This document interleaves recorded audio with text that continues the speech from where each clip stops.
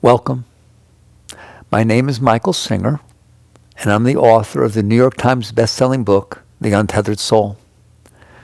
I'm meeting you today in Temple of the Universe, which has been a sanctuary for yoga for more than 40 years now.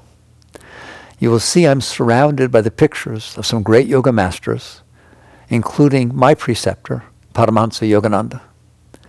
When I was in my early 20s, I was fortunate enough to be given the book, Autobiography of a Yogi, and it completely changed my life. I decided to devote my life completely to yoga, and I am now humbled and honored to be sitting here and have been asked to talk about karma yoga on this auspicious occasion. Karma yoga is one of the most misunderstood aspects of yoga. People use terms such as the yoga of work, the yoga of action, but it is much, much deeper than that. In order to understand karma yoga, you first have to understand the other branches of yoga. For example, hatha yoga is about your relationship with your body. If your body's not healthy, if it's not feeling well, you have to devote your life to dealing with those aspects of imbalances within your body and your prana flow. Likewise, Bhakti Yoga is about your relationship with your heart. If your heart is exuding uncomfortable emotions, if it's in a state of disturbance, you have to devote your life to trying to get a world around you that satisfies this. If, on the other hand, your heart is in balance and it's feeling love and devotion, you can move on to the higher aspects of your being.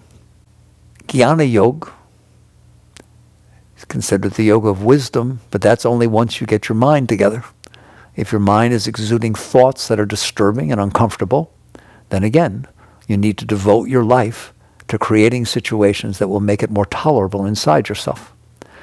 If you learn to contemplate things that are beyond yourself, God, the infinite, the nature of things, the universality of the life around you, it is much more comfortable to live inside yourself.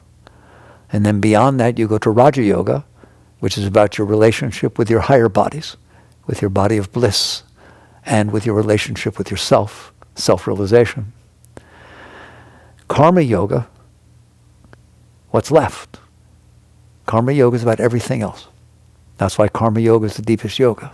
It's not about your relationship with your body, with your heart, with your mind, or even with your higher bodies. It's about your relationship with the rest of the world, with the rest of what's unfolding in front of you. How do I interact with the reality of life that keeps manifesting before me? That is the topic of Karma Yoga, and it's often considered the deepest yoga because it is so expansive in one's life. In fact, one of the deepest spiritual scriptures in yoga, the Bhagavad Gita, is considered a treatise on Karma Yoga.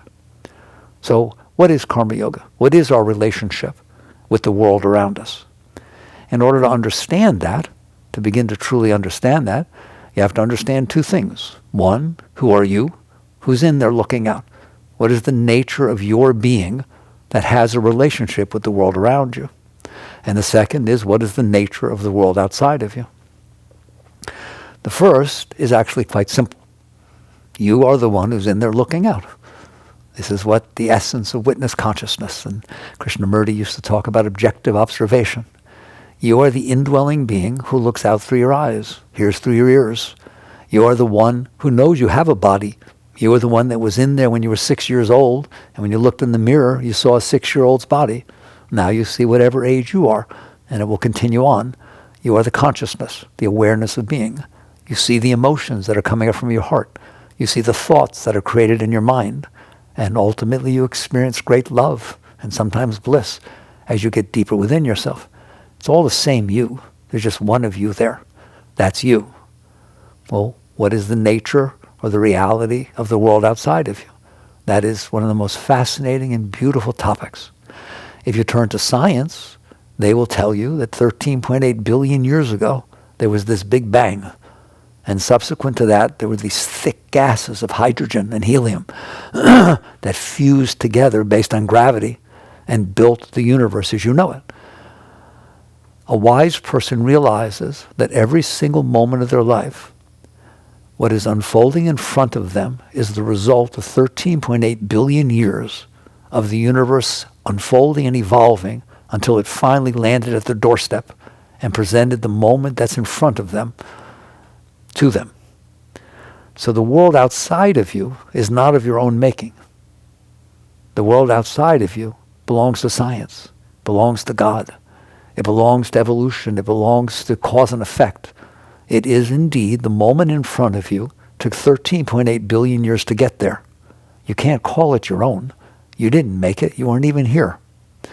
The other way to know that the world outside of you has absolutely nothing to do with you, it belongs to itself, is to realize that the moment in front of you is no different than the moment to your left, or the moment to your right, or the moment behind you, or the moment anywhere else in the universe. The universe is expressing itself everywhere. You're just seeing one particular moment, one particular point. You can't say that because it's the part that you see there's something special about it. It's just the part that you see. So a wise person comes to the point of realizing that they are inside looking out. What is outside is the result of creation. It is not theirs. It doesn't belong to them. It is just passing by, and they just happen to be seeing that moment. So karma yoga raises the deep question, what then is my relationship to the world that's unfolding in front of me? If it doesn't belong to me, and it doesn't, again, let's spend one more moment with that. If I picked you up out of the moment you're in and dropped you onto a street in Paris, then that would be the moment you see. Obviously, that moment was there before you got there. And if I take you away, the moment will be there after you leave. It has absolutely nothing to do with you. Eventually, a wise person realizes that is true of every moment. If I walk in a restaurant, that restaurant existed before I got there. It was going on. The people were there. Conversations were going on. Music was going on. Whatever food was going on. I then step in. I'm just seeing a moment that already exists. When I step out, the moment will keep going on. It doesn't belong to me. It belongs to itself. It belongs to science. It belongs to God. It's such a beautiful thing to see that the world outside of you exists independent of you, but you are experiencing one particular moment of it. So what is the highest relationship with that? What is karma yoga? Sometimes the easiest way to see something that's very deep is to talk about what it's not. So let's do that for a moment. What is not karma yoga? What is not the right relationship with the world, between you and the world outside of you? It's the one that almost all of us have. If we have not worked with our other yogas, for example, our body, if the body is not healthy, if the body doesn't feel balanced, then when I walk into the moment that's in front of me, I'm trying to use it to make my body balanced. I'm trying to get the food that I want, trying to get the sweets that I want, trying to get the cigarettes that I want, trying to get whatever it is that I think will help my body get over this disturbance and issues that it's having. Likewise with my heart, and especially with my heart.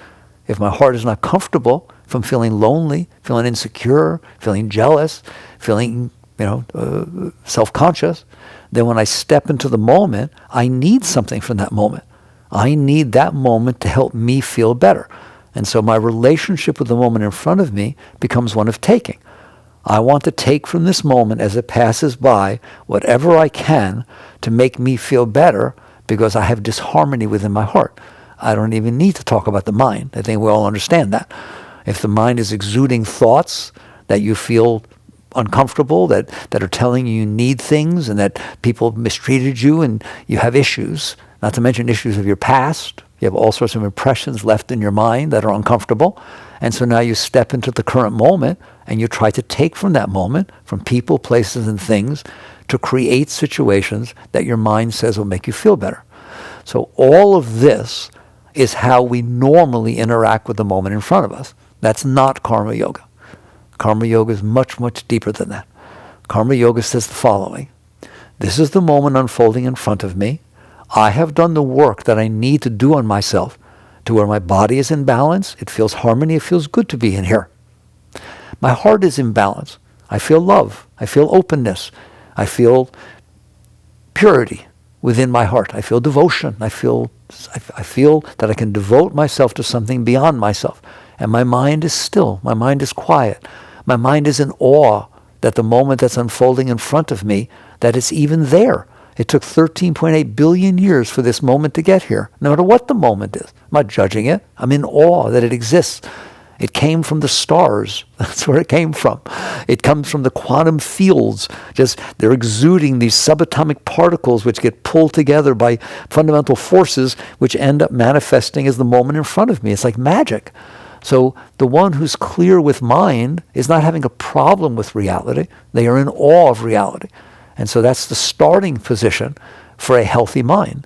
So all of a sudden I've stepped into the moment. I don't need anything from that moment. I'm not trying to take from it. I'm not trying to use it to solve the problems that I have inside of me. I am in awe and honored to be existing inside of the moment that God, the universe, has placed in front of me. It took it 13.8 billion years to get here, and it took me 13.8 billion years to get here. So the two are meant for each other. They match perfectly. There's a perfection there that eventually you'll realize is absolutely unbelievable.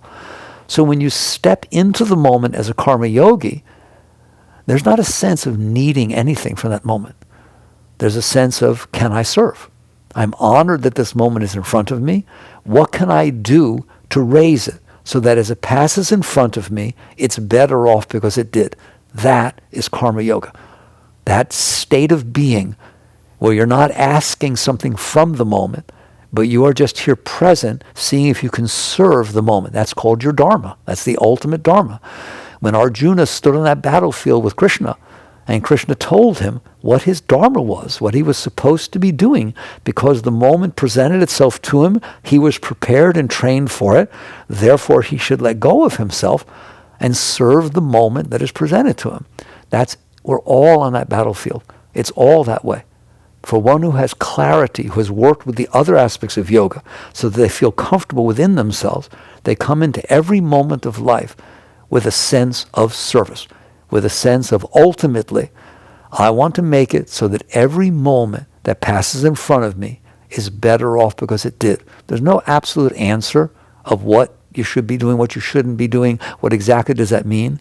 It means that you are not trying to take from the moment to solve the problems that you did not yet solve within yourself.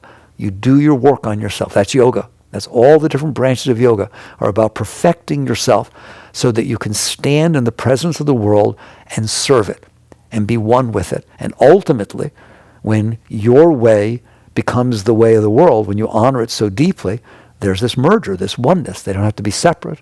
And that is the epitome and the ultimate of yoga. The question people ask, which is why they won't do this, is if I don't take from the moment that's passing by me, how will I end up with anything? How will I get anything? What will happen to me? If I actually honor the moment and its right to exist, and then try to see what is my part that I'm supposed to be doing with this, not to get something, but to serve, what will happen in my life? Will I get married? Will I have finances? Will I just be off living in a cave somewhere? So I devoted my life to that exact question. And the latest book I wrote is called The Surrender Experiment, My Journey into Life's Perfection, which takes on the question, if you were to let go every moment and willingly, open-heartedly serve what the universe unfolds in front of you, what would happen to you? Where would you end up? Life is a fascinating journey, and karma yoga is the essence of all of it. Thank you. It's nice sharing with you today.